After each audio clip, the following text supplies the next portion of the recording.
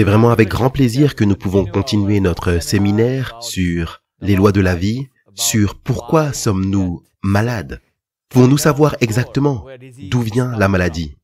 Il y a en fait quelques jours, j'avais un couple de personnes âgées qui étaient au-delà de 80 ans et la femme avait un problème à la gorge du côté droit. Elle disait « Je sens là une douleur et une irritation et ça fait 3 semaines que je tousse. » J'ai fait une consultation avec elle et je n'ai rien vu de particulier qui expliquerait qu'il y a un dommage qui vient d'un facteur extérieur.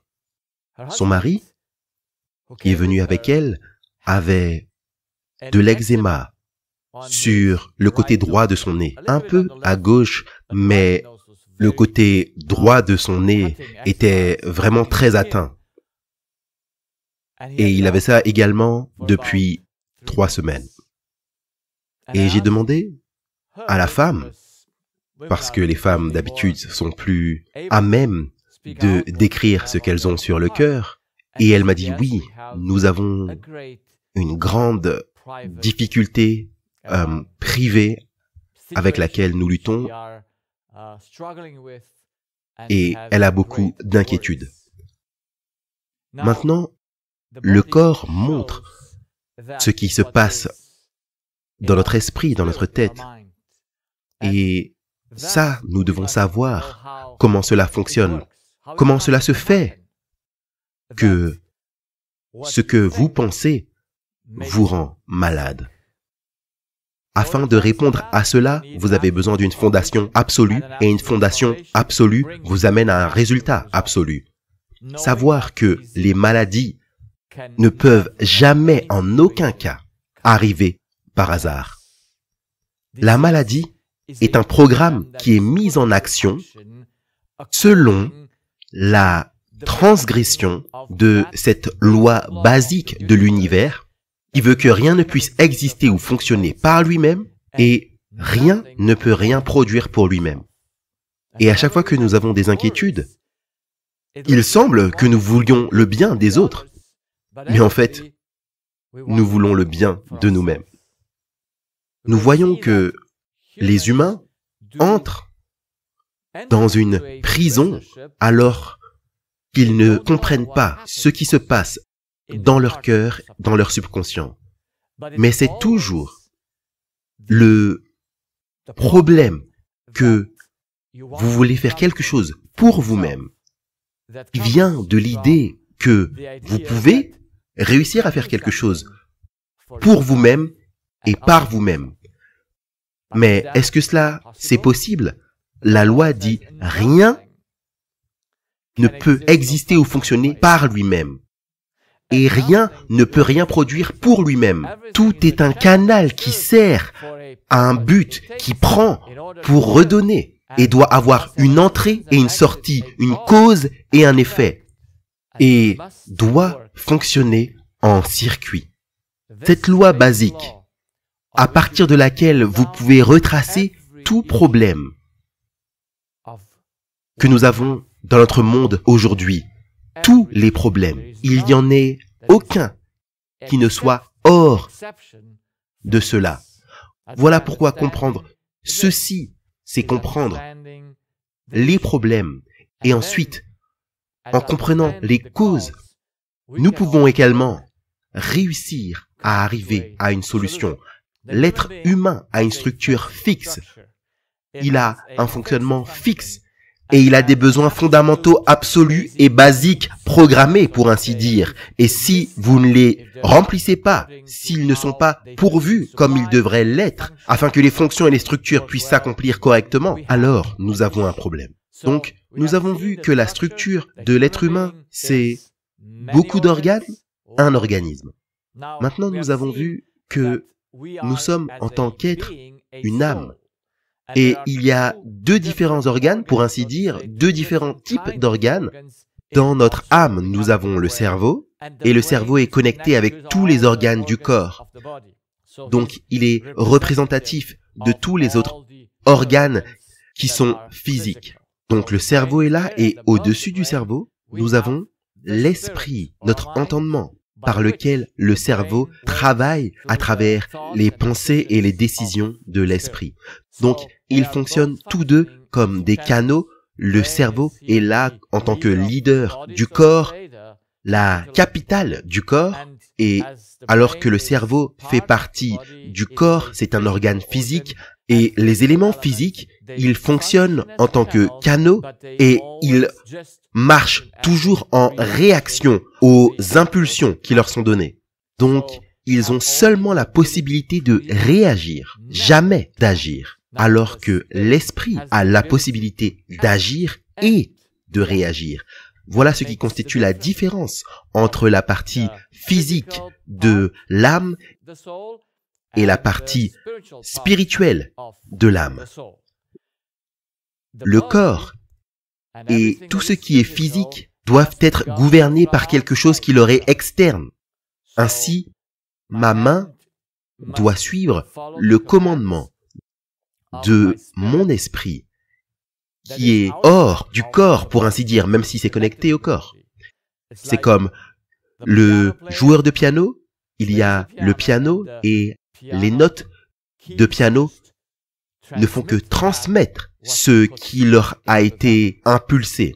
Donc tout ce qui est physique doit être contrôlé par quelque chose qui vient de l'extérieur. On pousse le bouton et ça fonctionne. Et ainsi de suite. L'esprit est une entité qui se gouverne elle-même uniquement de l'intérieur. C'est également un canal. Il doit recevoir la satisfaction de ses besoins de l'extérieur afin d'être en mesure de fonctionner, mais il se gouverne de l'intérieur. Vous pouvez pousser l'esprit. Il ressent tout dans notre corps, mais il ne peut pas, du moins il ne doit pas, réagir. Il sent, mais sentir n'est pas réagir. C'est par exemple, oh, il se passe quelque chose. Il peut réagir à cela, ou il peut essayer de l'ignorer. Mais chaque action que l'esprit accomplit vient de l'intérieur vers l'extérieur. Et c'est si important de le comprendre. Cela constitue la grande différence entre les deux organes de l'âme et nous aide à comprendre comment les choses fonctionnent. Il est plus important de comprendre la différence entre un élément physique et un élément spirituel, ou un organe physique et un organe spirituel. L'esprit est notre organe spirituel qui fait partie ou est une partie de l'âme, comme nous l'avons vu hier. Maintenant, notre question principale, c'est les pensées. Les pensées, c'est ce de quoi nous vivons. Les pensées, c'est ce que nous faisons à tout moment. Nous pensons et nous nous posons la question, que sont-elles? Et nous avons vu que les pensées transportent les informations spirituelles. Ce couple est occupé dans son esprit avec des inquiétudes concernant probablement un enfant, parce que j'ai demandé spécifiquement, avez-vous eu des enfants? Et si vous avez des enfants, vous pourriez vous inquiéter pour eux, ou peut-être pour les petits-enfants, parce que vous avez plus de 80 ans. Donc, les pensées sont un véhicule de l'information. Elles ne fonctionnent que lorsque vous pouvez mettre quelque chose sur elles. C'est comme avec les mots. Les mots, vous les entendez. Les actes, vous les voyez. Mais vous devez mettre ces informations que vous voyez et entendez sur un transporteur. L'information n'arrive jamais seule, elle arrive toujours avec un transporteur. Et les pensées ne sont que le transporteur de l'information. Donc j'espère que cette illustration simple pourra vous aider à comprendre. Et donc la question c'est, d'où viennent-elles? Quelle est l'origine des pensées? Et elles viennent de l'esprit. Seul un esprit peut penser. Et maintenant que nous avons répondu à cette question, nous arrivons à la question suivante. Où commence-t-elle? Et c'est ce qui était ma prière à Dieu lorsque je cherchais à comprendre l'être humain. Je voulais savoir où commencent les pensées. Parce que savoir où elles commencent et savoir où commence notre fonctionnement, c'est savoir où commence le processus de mettre les choses en action. Là où les pensées commencent, c'est là où vous commencez à agir. Maintenant, est-ce que c'est une chose importante à savoir?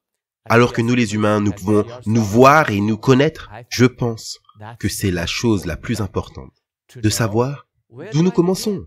Où est ce bouton qui lance mes pensées? Et c'est de notre subconscient. Et c'est ce que nous voulons voir dans notre présentation aujourd'hui. Alors, nous avons vu dans ce premier cas que c'est un cas qui est toujours l'un des mêmes. Nous avons vu que le corps réagit. Dans son cas, c'était des maux de tête. Dans d'autres cas, ça peut être des problèmes de la parole, qu'importe les problèmes que cela peut engendrer. Il y a eu ce jour où cette jeune dame, dans la quarantaine, elle est venue, elle a été de docteur en docteur avec un dysfonctionnement de la voix. Depuis 1 an et demi, elle a un trouble de la voix. Ses cordes vocales ne fonctionnent plus comme elles le devraient. Même si, lorsqu'on examine au niveau visuel, il n'y a rien, mais on entend que la voix ne fonctionne pas correctement. Et elle a cette irritation-là, elle doit faire à chaque fois. Parfois, elle tousse. Maintenant, c'est une réaction du corps. Elle a été vers le médecin, elle a été vers la logothérapie, mais cela n'a pas aidé. Et finalement, quelqu'un l'a référée à moi. Mais elle n'a pas que ce dysfonctionnement d'1 an et demi de ses cordes vocales. Alors que j'ai regardé au corps dans son entièreté, parce qu'il nous faut comprendre au niveau de tout le corps. Il y a environ 4 ans, elle a subi une intervention au niveau de l'utérus parce qu'elle avait une tumeur là et un myome, pas une tumeur maligne. Et ensuite, lorsque j'ai fait un examen plus complet, j'ai trouvé que elle avait plus de symptômes. Et lorsqu'on a plus de symptômes physiques, on sait qu'il y a plus de problèmes ou sont lourds et non résolus. Alors, comment se fait-il que elle a un trouble de la voix, un myome ou une tumeur dans son utérus? Qu'est-ce qui fait cela? Comment cela peut arriver? Et le modèle, c'est que vous avez des pensées d'amour, et dans son cas, elle avait également des problèmes de relation, et le timing est vraiment magnifique à voir lorsque les choses se sont déclenchées, et très peu après, il y a eu les premiers symptômes. Et après, les symptômes ont grossi, et si on ne sait pas d'où ils commencent, comment peut-on jamais arriver au point pour les résoudre? Vous pouvez faire des thérapies autant que vous voulez. Vous ne résoudrez aucun problème qui vient de vos pensées. Donc, elle avait avant des pensées d'amour, elle était libre, et ça c'est lorsqu'on est en bonne santé. Et ensuite, lorsque vient l'information, lorsque vient l'événement, on doit le gérer, on ne peut pas simplement l'ignorer lorsque c'est quelque chose qui impacte nos besoins. Et donc on réagit avec de la déception, de l'anxiété, de la peine, qu'importe la réaction. C'est une réaction qui blesse le corps, qui met une mauvaise impulsion. Et c'est toujours le cas parce que vous êtes prisonnier. Si nous étions libres dans nos pensées, alors, dans notre corps, nous n'aurions rien de mauvais qui arrive. Bien évidemment, sans compter les quelques dommages extérieurs auxquels le corps peut être sujet, mais si l'esprit était libre, nous n'aurions jamais un dysfonctionnement qui vient de nos pensées. Ainsi, les inquiétudes ou les déceptions amoureuses amènent les gens à s'autodétruire. Je veux dire, qui d'autre pourrait lui causer un trouble de la voix? Qui d'autre pourrait avoir accès à ce nerf qui met en action les cordes vocales? Seulement elle. Mais où ces pensées commencent-elles? Où commencent-elles afin que nous puissions voir le dysfonctionnement? Et nos voix, oui, sont très sensibles à ce qui arrive à l'esprit, parce que à travers la voix, nous exprimons ce qui est le plus intime en nous. Non pas seulement par la voix, mais la voix est quelque chose qui révèle qui nous sommes de manière subconsciente.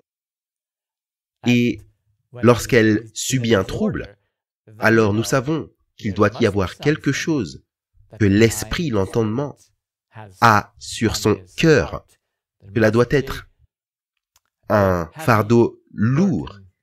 Et plus il est lourd, j'ai pu le voir, et plus fort s'en trouve la réaction physique. Donc, cherchant à comprendre pourquoi, quel est le commencement des pensées, j'ai trouvé une pensée par laquelle notre esprit fonctionne. Je l'ai mise, bien sûr, à l'étude au début dans mes recherches des patients de groupe, ceux qui ont des sons dans l'oreille, ceux qui ont des vertiges, ceux qui ont des problèmes à la gorge. Et je regardais à chaque groupe pour savoir d'où venaient ces troubles. Et j'ai regardé à leur histoire. Sont-ils spécifiques? Sont-ils différents? Oui, les histoires étaient différentes. Comme l'histoire de chaque être humain est différente dans ses composants, dans les événements. Mais, en fin de compte, je pouvais voir que les histoires avaient les mêmes racines. Une pensée au cœur de toutes les histoires. Une pensée au début de la réaction ou l'action de l'esprit.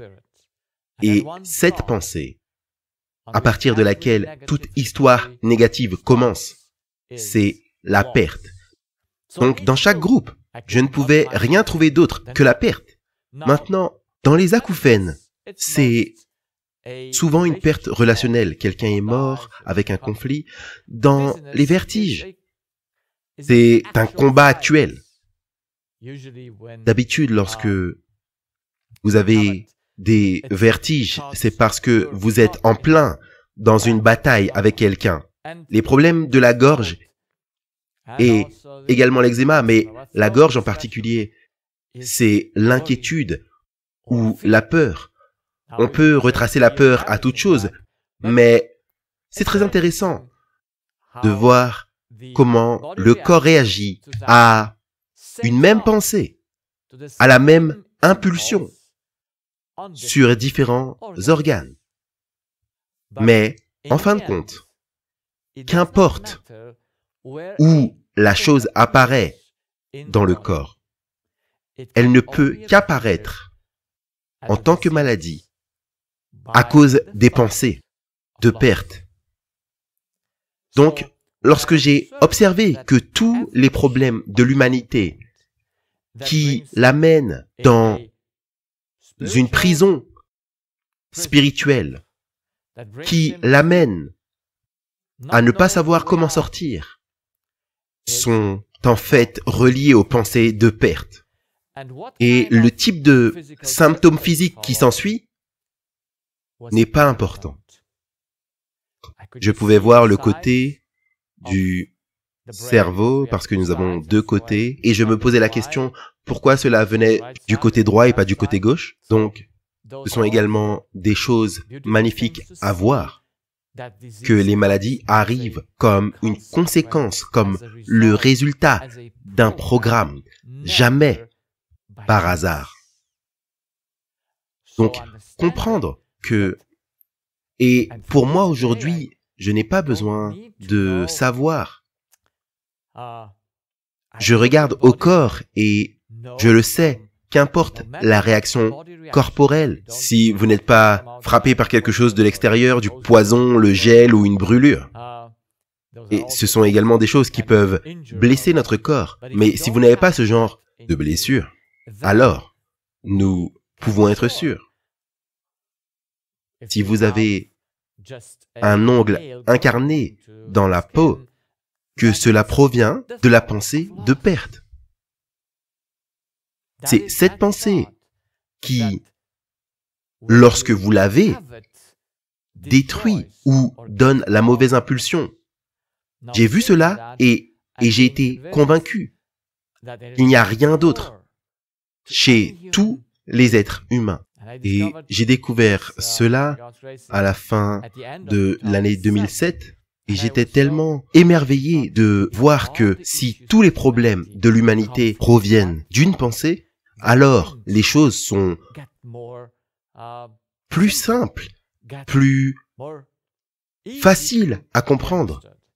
Et donc, j'ai commencé à voir que nous avons un subconscient duquel nous ne sommes pas conscients ni de son fonctionnement. Et donc, regardons au conscient et à l'inconscient. Et dans le conscient, nous avons notre volonté, et notre volonté est comme un écran, je dirais, qui dit à l'esprit ses besoins. Et tout ce qui est vert, là, c'est les besoins physiques. La faim, la soif, le froid, la chaleur. Qu'importe ce qui est là, l'esprit réalise que c'est un besoin physique. Et ensuite, il faut y répondre parce que il est le seul qui peut pourvoir aux besoins du corps. Nous avons déjà vu que le corps ne peut pas faire ça. Voilà pourquoi le corps le demande. Et si l'esprit veut l'accomplir, il le fait. S'il ne le veut pas, alors le corps doit attendre. Également, l'esprit a ses propres besoins. Et il y a un besoin que j'ai observé chez tous mes cas qui est dominant dans notre vie. Et ce besoin, c'est l'harmonie, ce H qui signifie harmonie. Et donc, je regarde à tout à travers la lentille du besoin d'harmonie. Bien sûr, il y a également le besoin de justice. Et il y a le besoin de liberté, le besoin de vérité, le besoin de sagesse et le besoin de sécurité. Maintenant, nous avons tous les mêmes besoins, mais comme l'ordre des besoins est un petit peu différent, nous avons une personnalité différente et une autre façon de prioriser la satisfaction de nos besoins. Voilà pourquoi, dans notre monde, personne n'est pareil. Nous voyons cela chez les jumeaux monozygotes. Ils sont identiques dans leur make-up génétique, pratiquement.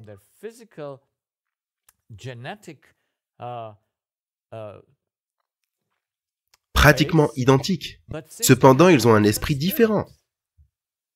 Parce que l'esprit de l'un des jumeaux a des problèmes principaux différents ou des besoins différents que l'autre jumeau. Et donc, vous voyez, ils ont des caractères qui sont différents. Et s'ils ont des caractères qui sont différents, ils ont également une façon de gérer leur corps qui est différente. Et l'un des jumeaux a ce type de corps, ce type de forme, et l'autre jumeau est différent. Ils peuvent être très ressemblants, mais lorsque vous les étudiez, et j'ai eu une consultation avec des jumeaux monozygotes, avec deux jeunes filles qui étaient parmi nos étudiantes, et elles sont venues à des moments différents pour faire quelques exercices. Dans ma clinique, elles sont venues pour un cours validant et ainsi j'ai pu observer à quel point elles sont différentes. Même si de l'extérieur, on peut voir qu'elles se ressemblent, même s'il y a des petites différences. Mais on voit que le caractère est vraiment différent. Cela montre que dans notre esprit, nous sommes aussi différents que nous le sommes dans notre corps. Parce que c'est ainsi que notre Créateur nous a fait pour être différents dans les choses qui ne sont pas des choses fonctionnelles. Voilà pourquoi dans notre volonté, nous sommes différents. Nous avons différents goûts, nous voulons différentes choses, et c'est comme ça que Dieu nous a fait. Et cela nous rend en mesure de trouver ce que les autres veulent, et etc. Cela nous rend magnifique, je dirais, que nous ayons des spécificités, et elles sont logées dans notre volonté, dans notre conscience, dans notre esprit. Mais dans le subconscient, où les fonctions demeurent, nous sommes tous les mêmes. Voilà pourquoi l'un réagit au manque d'harmonie, l'autre au manque de sécurité. Ils pourront avoir des manifestations différentes dans leur corps, mais la façon dont ils pensent, c'est la même. Donc, si les fonctions du corps sont les mêmes dans tous les êtres humains, le cœur bat, les yeux, pour ainsi dire, montrent le chemin afin que l'esprit puisse voir quelque chose, les mains chez nous tous bougent si elles sont toujours connectées aux nerfs du cerveau. Donc, si tout cela fonctionne de manière identique, alors la façon dont nous pensons doit être la même. Voilà pourquoi, même si nous avons différents souhaits, nous avons différents chemins vers ce que nous voulons ou pas, la façon dont nous y pensons, la façon dont nous répondons aux besoins est toujours la même, parce que les fonctions sont identiques chez l'être humain. Si nous voulons voir le fonctionnement du subconscient, donc nous voyons le niveau du cerveau, c'est le niveau vert, et nous savons que dans le monde physique, sur un ordinateur, vous ne pouvez que taper plus ou moins, oui ou non, électricité ou pas d'électricité. Et donc nous avons le plus et le moins et le zéro. Maintenant, l'esprit est au-dessus du cerveau et il doit, afin de mettre en fonction le corps, organiser tous ces événements, tout ce qui lui arrive en critères. Et j'ai découvert premièrement le critère moins, la pensée de perte, et après 4 mois, j'ai vu que nous avons également une pensée plus, le gain. Nous devons imaginer cela en termes de tout ce qui se passe dans votre vie, tout ce qui arrive vers vos 5 sens. L'esprit doit l'évaluer. Il doit soit le mettre en gain ou en perte. Et si c'est la ligne 0, cela signifie « Oh, qu'importe, parce que ce n'est pas la première chose dont j'ai besoin. » Il n'agit pas quant à cette information. Donc, l'indifférence, nous l'appelons indifférence. Mais tout simplement, nous ne sommes pas poussés à faire quelque chose. Le gain nous amène à une décision qui nous dit « oui ». Et la perte à une décision qui dit non. Et l'être humain n'a que ces 2 décisions. Maintenant, nous pouvons prendre des milliards ou qu'importe le nombre de décisions que nous voulons, mais toutes les décisions que nous prenons ne sont que oui ou non. Voilà comment nous régissons notre corps. Comment je bouge mes doigts? C'est par oui ou par non, que j'arrête de les bouger. Donc, il n'y a pas plus que cela. Donc, tout ce que nous expérimentons, nous devons soit le mettre en gain ou en perte.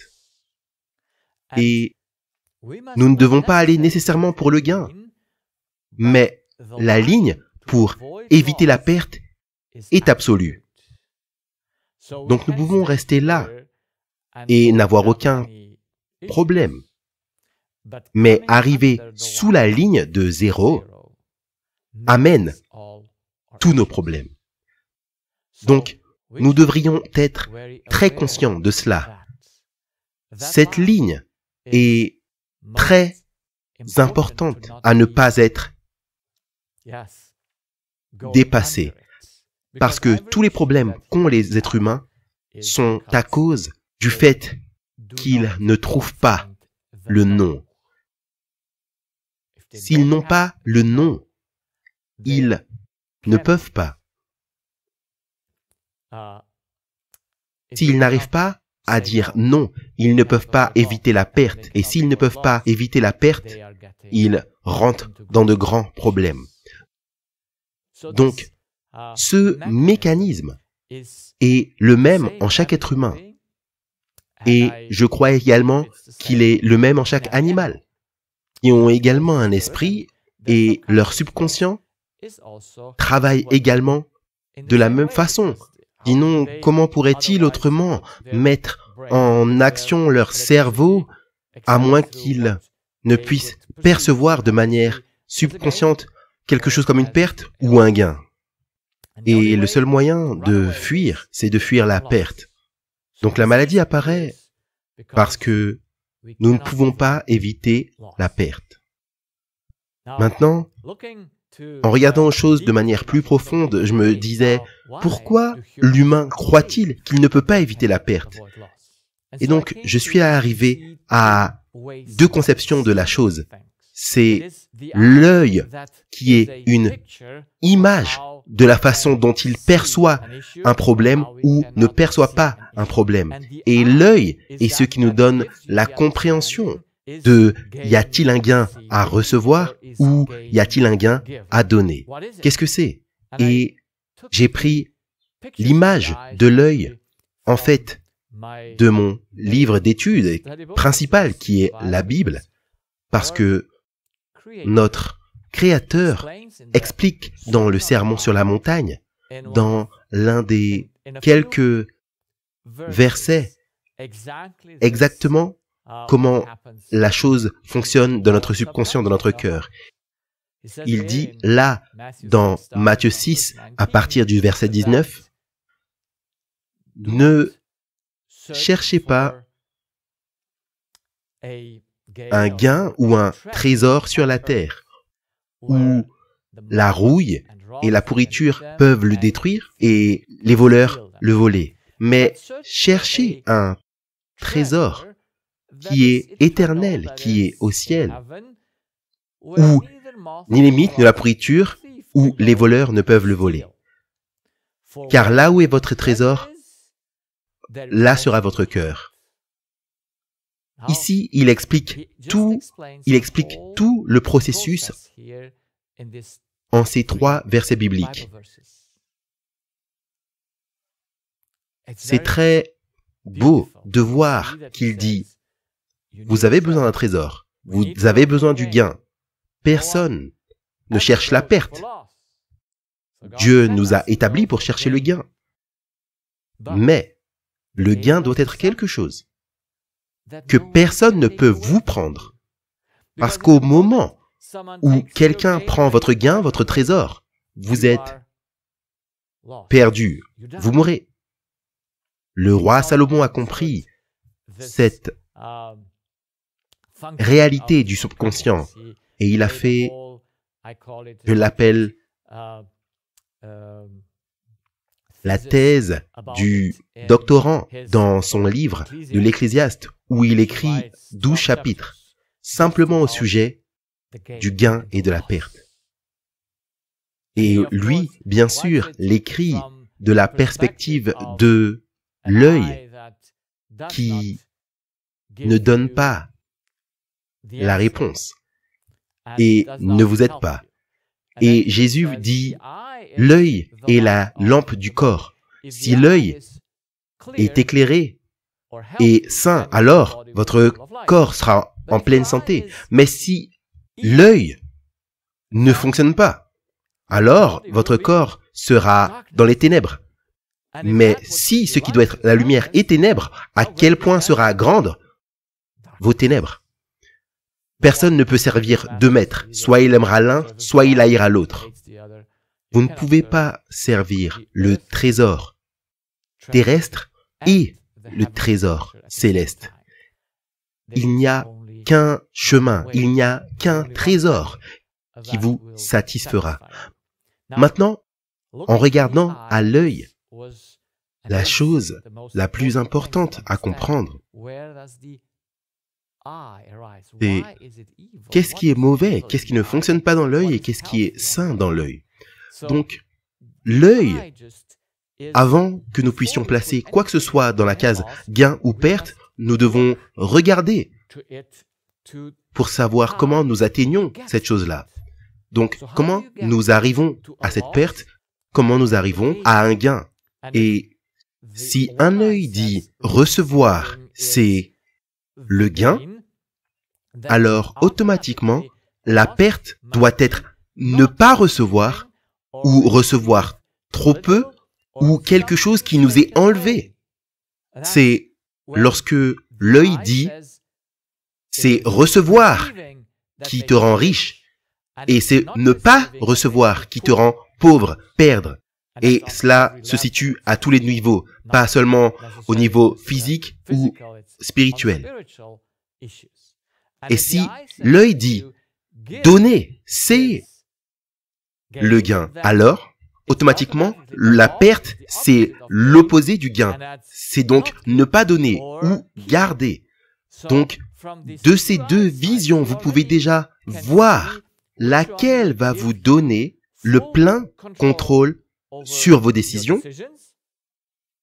et laquelle va vous ôter le contrôle. Parce que ce que vous décidez, vous devez le mettre dans votre corps. Parce que le oui et non impacte directement votre corps. Parce que vous devez travailler avec le corps pour faire ce que vous avez à faire. Vous ne pouvez pas le faire sans le corps. Donc, le corps réagit à oui et non. Et aussi longtemps que vous avez vos décisions en main, vous êtes un esprit libre. Cela signifie la liberté et l'indépendance seront le résultat. Si vous avez un bon œil, vous aurez un bon résultat. Et nous verrons, l'œil est à l'entrée et le oui et non est à la sortie de l'esprit. Donc nous avons une entrée et une sortie. Et notre corps reçoit ce qui arrive à la sortie. Et c'est ce que nous décidons en tant que oui ou non. Et alors que le oui ou non sont liés à la perte et au gain, nous devons savoir exactement comment nous arrivons à accomplir ou à atteindre le gain que nous souhaitons avoir. Est-ce que c'est par mes actions ou est-ce que c'est par l'action des autres? Recevoir. Donc, comment on arrive à être riche? Comment arrive-t-on à avoir ce qu'on a? Est-ce que c'est par ce que les autres font ou ce que nous faisons? Parce que ne pas donner ou garder, c'est également mes actions, pas celles des autres. Donc, lorsque j'ai réussi à comprendre ce mécanisme, j'étais très content. J'ai dit, eh bien, si j'ai la bonne vision, personne ne peut me faire perdre. Et c'est la vérité. Seulement moi, je peux me faire perdre si je crois que les autres peuvent me faire perdre. Et c'est une grande, grande vérité que nous devons comprendre. Et cela rendrait notre esprit libre à jamais. Comprendre que c'est seulement par mes actions Oui, oui et non, ce sont mes actions, ce ne sont pas les actions des autres. Mais si l'esprit est trompé et il a une mauvaise vision qui lui dit non, c'est ce que les autres font qui te rend malade. C'est ce que font les autres qui te fait perdre. Alors, par conséquent, tu dois contrôler les autres. Si les autres peuvent te donner une maladie, comme les gens le disent aujourd'hui partout dans le monde, alors tu dois t'éloigner des autres.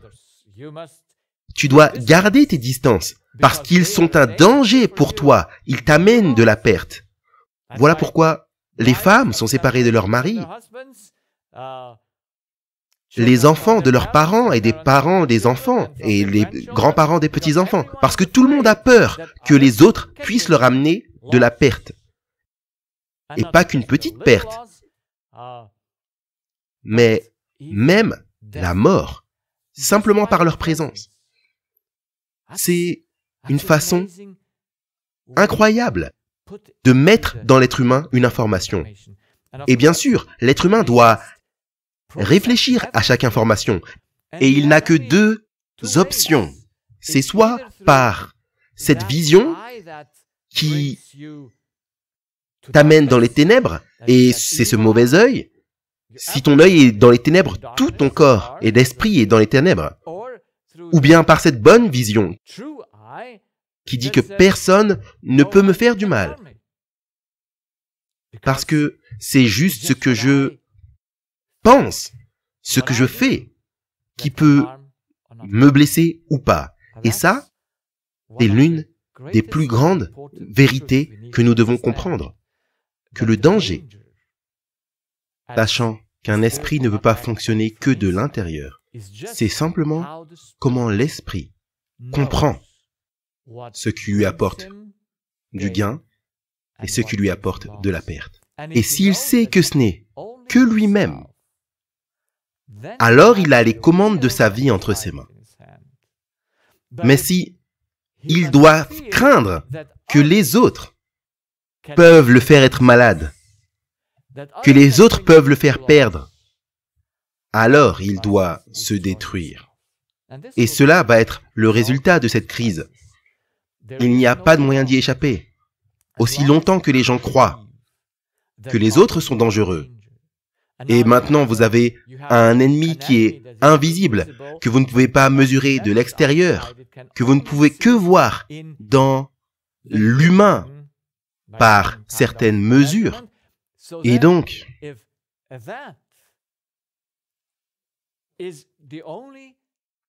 si cette croyance que vous pouvez mourir ou être malade simplement si quelqu'un s'assoit en face de vous et respire, son souffle est déjà un danger pour vous.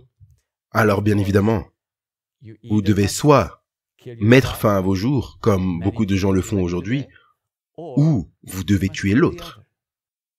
Mais en fin de compte, tout le monde va s'entretuer. Parce que si vous voulez préserver, avoir un gain dans votre vie, vous devez vous battre pour la conserver. Soit vous vous tuez, soit vous tuez l'autre. Parce que le danger est chez l'autre ou chez vous, si vous le croyez. Donc, nous comprendre comment nous avons été créés nous apportera la liberté. Pour moi, la pensée, lorsque j'ai pour la première fois réussi à comprendre ça, en 2008, 2009, que moi seul, je peux me créer de la perte. Moi seul peux me rendre malade. Quel soulagement! Maintenant, je n'avais plus à craindre mes patients. Parce que ils ne peuvent pas me donner quoi que ce soit. C'est ce que moi je fais. C'est mes propres actions qui contrôlent mon corps. Cette douleur à la gorge du côté droit, ce problème de voix, ou cet eczéma au côté droit du nez. Seul vous pouvez vous faire cela. Mais cela arrive parce que vous croyez que les autres vous créent de la perte. D'où vient cette pensée? Et ce que j'ai pu observer, c'est que ce n'est pas la perte qui est le problème en soi, mais le fait que je considère la perte personnellement. Si la perte n'était pas personnelle, alors je la reconnaîtrais et je dirais, ok, voilà, mais ce n'est pas personnel, ce n'est pas ma perte. Mais lorsque vous avez un enfant qui est malade, décédé ou qui est en danger, et vous considérez cela comme une perte personnelle. Si c'est l'enfant du voisin, alors vous considérez cela comme une perte non personnelle. Voilà pourquoi lorsque l'enfant du voisin est malade, vous n'allez pas avoir de perte personnelle. Vous n'avez pas d'option, vous n'avez pas besoin de dire non parce que cela ne vous concerne pas. Et vous êtes libre. Mais si c'est le vôtre, alors vous devez dire non, mais vous ne pouvez pas aller par-delà l'autre individu. Et donc vous devez forcer votre corps. Et alors la maladie arrive tôt ou tard. Donc, quel est le fond de la vision de l'œil? Où l'œil commence-t-il? Qu'est-ce qui me conduit soit à voir les choses de la bonne façon ou à voir les choses de la mauvaise façon? Et bien sûr, comme nous avons tous un mauvais œil, c'est ce que j'ai réussi à comprendre en premier. Pourquoi donc prenons-nous les choses comme personnelles? Et la réponse est l'identité. La fondation, le début de chaque pensée commence avec « Qui suis-je » Et je pourrais voir cela, parce que même si ce n'est écrit nulle part, dans les motivations qui sont visibles, tous les humains, vous savez, sont égoïstes par naissance, c'est dans leur nature, et ils sont orgueilleux. Et pour moi, c'est la définition psychologique de nos motivations, mais j'ai essayé d'être plus pratique dans ce que j'ai vu. En fin de compte, l'égoïsme, c'est j'ai la propriété, j'ai la possession, quelque chose est à moi. L'égoïsme, c'est la racine. Et l'arrogance, c'est je peux créer quelque chose. Je peux faire quelque chose par moi-même. Je peux créer quelque chose. Et voilà pourquoi vous commencez par donner et ensuite vous avez besoin de quelque chose en retour. Donc vous donnez comme un investissement afin de recevoir. Et tant que vous recevez, tout est bien dans votre vie. Mais au moment où vous ne recevez plus, alors vous avez un problème. Et vous ne pouvez pas changer cela. Parce que ce n'est pas votre action. C'est l'action de quelqu'un d'autre. C'est quelque chose qui arrive hors de vous, que vous croyez. Et c'est juste une croyance. C'est quelque chose que vous pensez dans votre tête. Que ce qui arrive hors de vous vous fait subir une perte personnelle. Donc, c'est la vue d'ensemble du fonctionnement du subconscient. Donc, nous commençons avec l'identité et nous voulons montrer ce que c'est. Et en fonction de notre perception de la façon d'atteindre le gain ou la perte, nous allons réagir.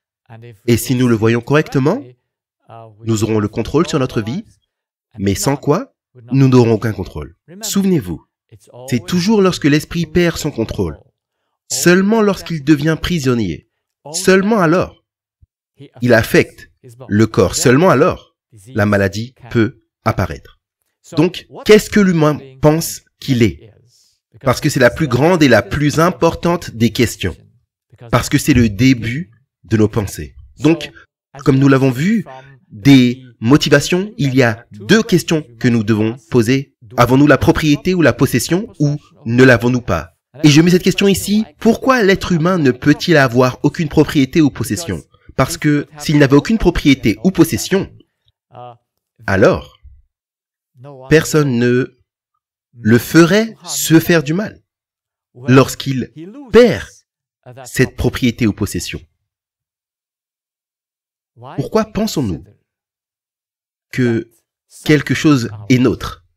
Et c'est une situation dans laquelle les gens se trouvent souvent, s'ils ont été abusés ou s'ils ont un enfant, ils vont considérer que l'enfant est leur propriété. Comment cela se fait-il? Les parents disent à leurs enfants, « C'est moi qui t'ai fait, je peux te tuer. » Est-ce que c'est la vérité? Pouvons-nous posséder quoi que ce soit? La réponse est non, parce que la preuve que nous ne pouvons pas posséder quoi que ce soit, c'est que lorsque nous croyons que nous pouvons, nous nous détruisons. Et il est impossible de se détruire si nous sommes dans la vérité. La vérité vous gardera toujours libre. La tromperie est la seule chose qui peut faire de vous un prisonnier. Et la réponse est parce que on ne peut rien créer.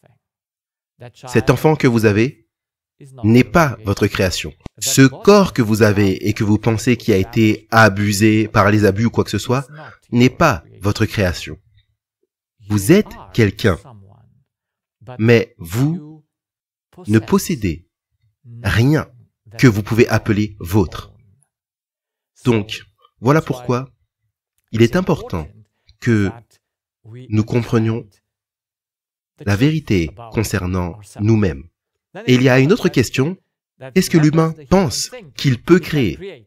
Et il pense qu'il peut créer des choses, sans quoi il ne penserait pas qu'il peut posséder des choses. Et nous voulons mettre à l'épreuve ce qu'il pense qu'il peut créer. Donc nous avons des besoins basiques et nous avons besoin d'oxygène, et nous savons tous que nous ne pouvons pas le créer, et la méthode de satisfaction dépend de la loi, vous devez prendre afin de pouvoir donner, et vous devez avoir une source pour cela, et c'est l'air. Vous avez besoin d'eau et vous n'avez pas d'eau, vous ne pouvez pas la créer, vous devez la prendre afin d'être en mesure de la donner à votre corps, et vous la prenez du pluie. Vous avez besoin de nourriture et vous n'avez pas de moyen de la créer, et vous devez la prendre de la nature afin de satisfaire le besoin. Maintenant, nous arrivons au niveau spirituel de l'amour, ce que nous avons appelé l'aboutissement de tous nos besoins spirituels. Pouvons-nous créer l'amour? Aimons-nous avec notre propre amour? Et ici, les humains disent « Oui !» Ils disent « Je lui ai donné tout mon amour. » Vraiment? Était-ce ton amour que tu as partagé? Les gens disent encore « C'était mon temps. » Je dis « Ok, quand est-ce que tu as créé le temps? Depuis quand le temps est tien? Oh, je lui ai donné ma puissance. Je lui ai donné de l'or, de l'argent, qu'importe ce que les gens donnent à ceux qu'ils aiment ou ceux à qui ils veulent le donner. Depuis quand donnez-vous quoi que ce soit de vous-même? Et vu que je peux créer, je donne et j'attends en retour. Alors tu n'as pas besoin de source, parce que tu es la source de l'amour. Donc la réponse à cette question, qu'est-ce que l'humain pense qu'il peut créer? C'est l'amour. Il pense qu'il peut faire quelque chose, qu'il peut créer quelque chose de lui-même. Ce sont les deux choses basiques qui nous conduisent à savoir ce que l'humain croit qu'il est. Il peut être un créateur ou une créature. Cela le conduit à deux identités de base. Il n'y a rien de plus. Donc, voyons la différence entre un créateur et une créature. Un créateur est différent de la créature parce qu'il est un système qui existe par lui-même. Toutes choses viennent de lui et retournent à lui. Voilà pourquoi je dépeins toujours Dieu comme un cercle, parce que tout fonctionne en cercle. Et une source, c'est d'où tout part et où tout revient. Oui, tout comme la source de toute eau, c'est la mer et toutes les eaux viennent de la mer. Et par conséquent, lorsque les choses fonctionnent, elles reviennent à leur source, où elles ont commencé. C'est dans l'âme humaine et on le retrouve partout dans la nature. Si c'est la source, alors toute chose doit revenir à la source. C'est ainsi que le système fonctionne. Dieu a créé toute chose afin qu'elle fonctionne selon son image. Voilà pourquoi il est un système qui existe par lui-même. Il est un système fermé. Il n'a aucun besoin. Il est totalement indépendant. Parce que, tout comme la mer n'a pas besoin d'eau, et elle donne l'eau, et l'eau lui revient, il en est de même avec Dieu. Une créature est un canal, parce qu'elle doit prendre premièrement, c'est un système ouvert. Elle doit prendre en premier, afin d'être en mesure de donner. C'est un système totalement dépendant. Donc, l'humain est un canal, tout comme toutes choses qui ont été créées. Il est dépendant, premièrement de prendre et ensuite de donner. Donc, ici nous avons les deux identités et nous devons voir ce que l'humain pense qu'il est. Pense-t-il qu'il est une créature? Comprend-il dans son subconscient qu'il est une créature? Ou comprend-il dans son subconscient qu'il est un créateur? Et malheureusement, tous nos problèmes arrivent parce que nous croyons que nous sommes des créateurs. Nous ne réalisons pas que nous ne sommes que des créatures. C'est l'une des preuves que nous pensons être Dieu. Et nous ne pouvons que prouver des choses qui sont inconscientes par des actions visibles.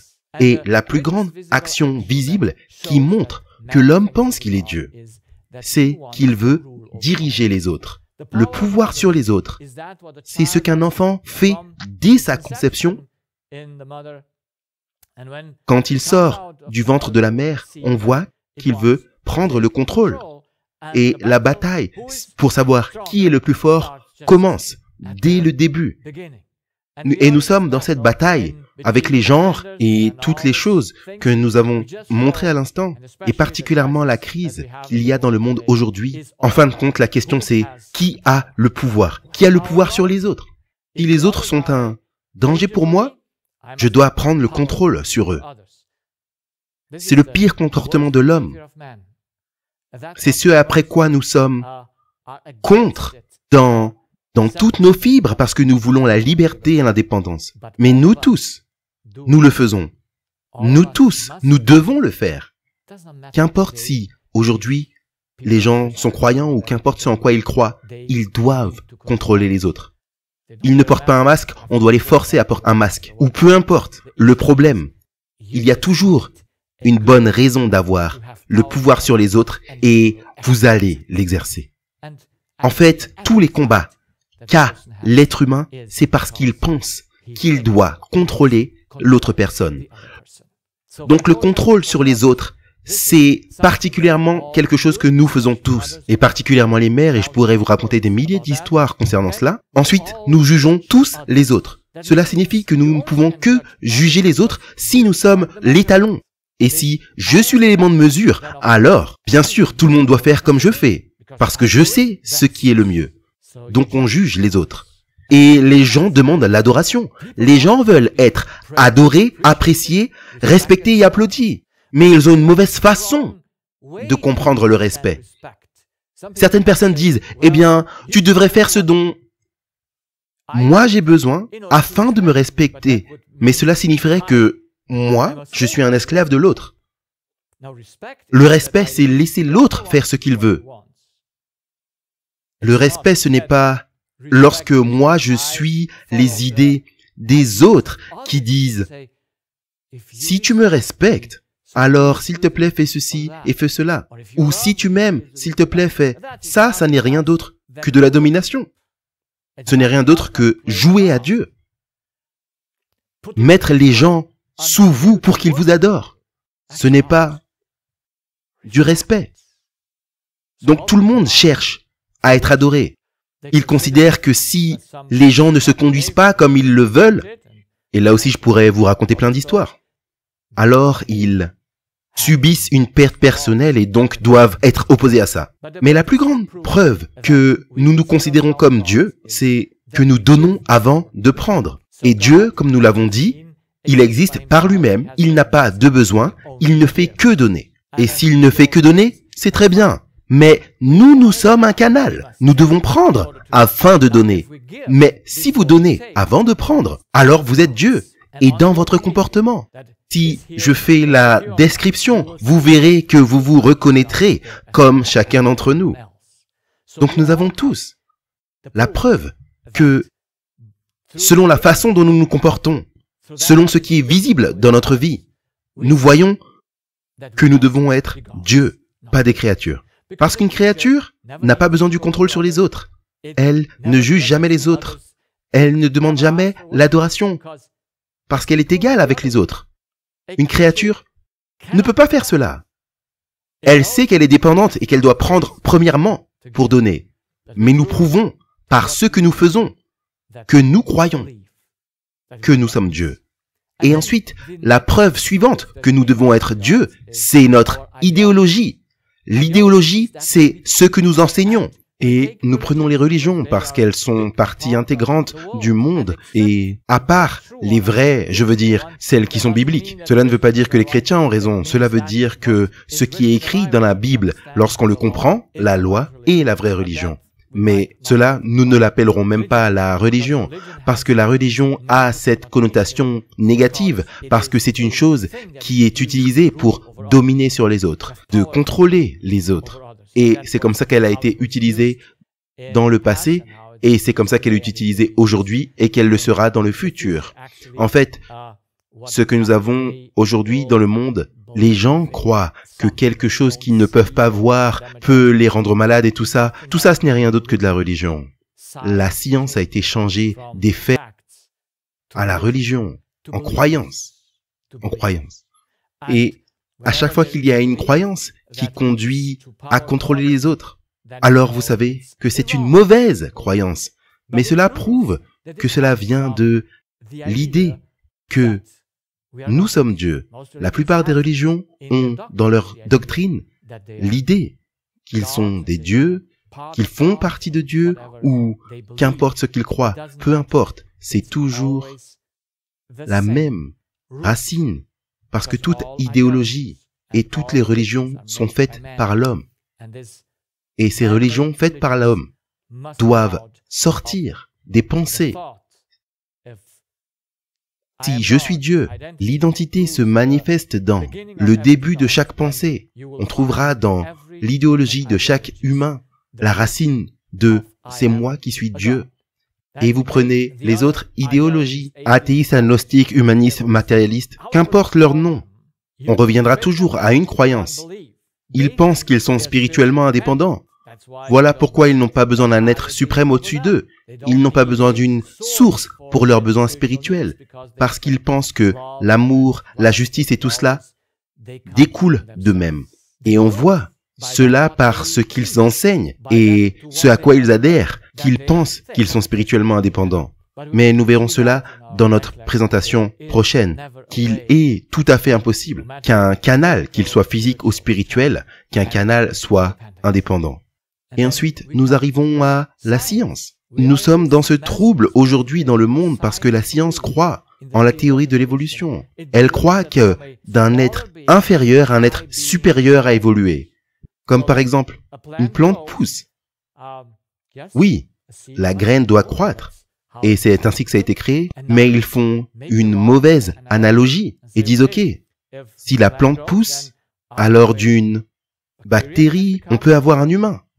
Il doit simplement croître assez longtemps et changer 2-3 choses en lui, mais à la fin, d'une bactérie, on peut avoir un humain. Donc, il croit que l'humain est l'être suprême dans l'évolution. Alors, si vous êtes l'être suprême, vous devez être Dieu. La théorie de l'évolution en elle-même prouve que les humains croient qu'ils se sont créés. Parce que c'est là où la chance arrive. Mais lorsqu'il y a une loi de l'univers, la chance est exclue. Mais là où il n'y a pas de loi, où je peux laisser libre cours à mon esprit trompeur, alors j'aurai des problèmes. Donc, de penser que les maladies ou quoi que ce soit dans ce monde arrive par chance, cela ôte toute la sécurité qui a été placée par Dieu dans votre esprit, dont vous avez besoin à 100%. Donc, toute idéologie, il n'y a aucune idéologie sur Terre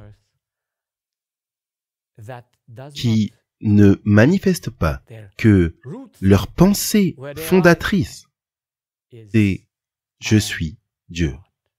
Le comportement, les enseignements, prouvent de manière immanquable que chacun a la mauvaise identité. Cette mauvaise identité, je suis Dieu. Alors que la vérité, c'est je suis une créature de Dieu. Et en tant que créature, vous avez toujours un créateur, par définition. Vous ne pouvez pas être une créature qui arrive par hasard, parce que cela n'existe pas. La loi de l'univers, la loi basique de l'univers prouve que rien ne peut exister ou fonctionner de lui-même, à moins qu'il ne soit Dieu. Mais nous ne sommes pas des dieux, nous sommes des êtres créés, nous avons besoin d'amour, c'est notre besoin, et nous ne pouvons que l'assurer alors que nous comprenons la vérité à notre sujet, que nous n'avons pas de propriété, que nous ne pouvons pas créer ce dont nous avons besoin. Nous devons, selon la loi, prendre afin d'être en mesure de donner. Et nous ne pouvons que perdre lorsque nous arrêtons de donner. Parce que lorsque le canal est bloqué, alors tout s'arrête. Et c'est le processus. Donc, en conclusion, la chose qui compte, c'est l'identité. Suis-je un enfant de Dieu, une créature de Dieu, ou suis-je Dieu? Et il y a 4 choses qui vont montrer la différence entre les deux. Si je suis Dieu, je dois être spirituellement indépendant. Je vis pour moi-même. L'humain connaît sa dépendance physique, mais il ne connaît pas sa dépendance spirituelle. Il est totalement ignorant du fait qu'il est dépendant spirituellement, et toutes ses pensées arrivent parce qu'il se repose sur l'esprit de quelqu'un d'autre lorsqu'il pense. Il pense qu'il est spirituellement indépendant de toute source. Qu'est-ce le fait agir comme il le fait? La vérité, c'est que si nous sommes un enfant de Dieu, nous sommes spirituellement dépendants, tout comme notre corps est dépendant d'un système plus important, pour ainsi dire, qui est la nature. De même, l'esprit doit être dépendant d'un esprit plus important qui est Dieu. Mais si vous êtes Dieu, quelle quantité de choses possédez-vous? Vous possédez toutes choses. Et c'est comme ça que se comportent les enfants. Tout ce qu'ils touchent est à eux. On ne leur a pas enseigné cela. C'est simplement leur nature. Mais la vérité, c'est que rien ne leur appartient, parce que rien n'est à moi. Je n'ai pas fait ce que je pense qui est à moi. Mais quelle quantité de choses faites-vous par vous-même si vous êtes Dieu? Et la réponse, c'est toute chose. Les gens pensent qu'ils ont tout fait par eux-mêmes. Tout ce que j'ai fait, c'est moi-même. La vérité, c'est, si vous êtes une créature, un canal, vous ne pouvez rien faire de vous-même. Et la 4e chose, la chose incroyable, c'est combien de choses tournent autour de vous si vous êtes Dieu? Combien de choses doivent tourner autour de vous?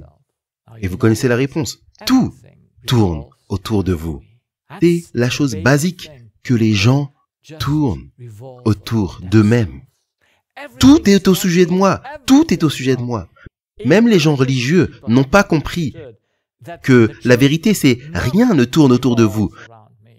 Ce n'est pas à propos de toi. Cherchez à toutes les idéologies, cherchez à tous les enseignements. Il ne s'agit que de moi. Tout. La crainte disparaîtrait de la vie de quelqu'un s'il comprenait que rien ne tourne autour de lui. Toute peur arrive parce que moi, je suis au centre. C'est impossible. Donc, il n'y a qu'une seule chose qui nous met en problème, c'est la perte. Donc, qui subit la perte? Si vous vous considérez un Dieu, la perte est vôtre. J'ai perdu. Si vous savez que vous êtes une créature, vous savez que tout ce que vous expérimentez, même si vous perdez votre jambe, votre main ou quoi que ce soit, ce n'est pas votre perte, parce que ce corps n'est pas à vous. Si vous êtes Dieu, la perte de cet organe est personnelle, parce que vous dites « moi ». Mais si vous n'êtes pas un Dieu, vous savez que c'est la perte du Créateur, parce que vous lui appartenez. Mais si vous croyez que vous êtes Dieu, vous êtes la victime dans tous les problèmes qui vont vous arriver. Parce que les humains croient qu'ils sont les victimes des autres. C'est très subconscient. Parce qu'au moment où ils réalisent qu'ils sont victimes, ils vont être horrifiés par l'idée. Mais ils ne le voient pas. Chaque problème, chaque prison arrive parce que vous vous considérez une victime, bien sûr, des autres. Si vous connaissiez la vérité, que vous ne vous appartenez pas à vous-même, l'idée de penser ne serait-ce qu'une fois que vous êtes victime est exclue. Donc, à la fin, tous les humains n'ont qu'un problème. Ou encore mieux, pour le formuler, je l'ai écrit là, tous les problèmes des humains n'ont qu'une cause. Les disputes entre mère et enfant n'ont qu'une cause. C'est « je suis Dieu » et l'enfant pense « je suis Dieu ». Voilà pourquoi ils se battent. Voilà pourquoi ils veulent quelque chose de l'autre. Donc, qu'importe le nombre de problèmes que nous ayons à traiter. Je suis tellement content qu'il n'y en ait qu'un seul. Si tout se lance à partir d'un bouton, oui, vous l'appuyez là et votre appareil se lance. Et c'est comme ça que tout fonctionne. Si toutes nos pensées commencent à partir d'une cause, à partir d'une chose qui est qui je suis, de l'identité, alors nous avons simplement une seule cause. Si tous les problèmes arrivent de qui je suis, alors j'ai une cause. Et je dois simplement changer cette cause unique. Et je dois arriver à comprendre qui je suis.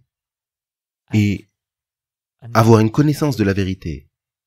Et c'est la présentation de l'heure suivante. Avons-nous une solution pour sortir de ce dans quoi nous sommes nés? Nous ne pouvons pas penser que nous sommes Dieu. Il n'y a qu'un choix. Lorsque vous voyez où la tromperie vous conduit, vous voulez en être libre et avoir à nouveau notre vie entre nos mains, pas dans les mains des autres.